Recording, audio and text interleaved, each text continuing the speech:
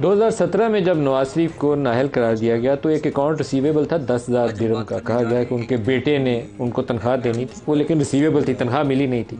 उसको उस वक्त की अदालत ने कहा कि ये एसेट है और उसको एसेट करार देते हुए उनको नाअहल करार दे दिया और कहा कि सादिक और अमीन नहीं रहे। ये इतना मुतनाज़ा और गैर शफाफ फैसला था जो उस वक्त की इस्टेब्लिशमेंट और अदलिया के गठजोड़ का नतीजा था। उसके ऊपर PMLN ने एक बयानिया बनाया, वोट को इज़्ज़त दो, और उसके ऊपर ही वो तराने गाते थे, वोट को इज़्ज़त दो। आज उन्होंने नवाज शरीफ की वापसी के ऊपर एक नया तराना उसी बीट के ऊपर दोबारा से जारी किया, वोट को इज़्ज़त दो। बीट वही सेम रखी है, कोई उसमें चेंज नहीं किया, लेकिन वोट को इज़्ज़त दो उसमें शामिल नहीं है। खुर्रम दस्तगीर साहब, ये एक नया ट्विस्ट है आप लोगों की पॉलिटिक्स के अंदर। ये मालूम नहीं मुझे आइंदा आने वाले दिनों में आपको क्या रंग दिखाएगा।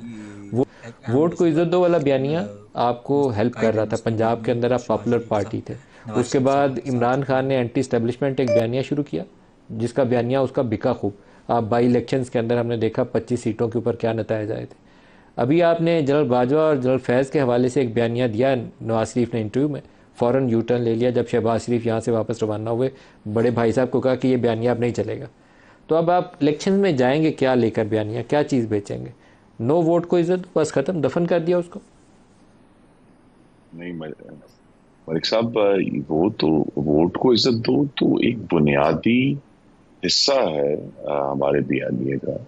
सिर्फ सवाल इस पे एक ही है जो कि हम सब के सामने है। हम सब ने अभी इस प्रोग्राम में भी और पाकिस्तान की तारीख में जो इस्टेब्लिशमेंट का किरदार है उस पर बात की है। अब क्या उसका तरीका जो है, एक तरीका वो है जिसका मैंने जिक्र किया कि हमारी मुस्लिम लीग नून की 2013 की हुकूमत ने एक साबिक फौजी डिक्टेटर परवेज मुशर्रफ को उस पर केस किया, उनको अदालत में लेकर आए और फिर हमने उसकी सजा भुगती।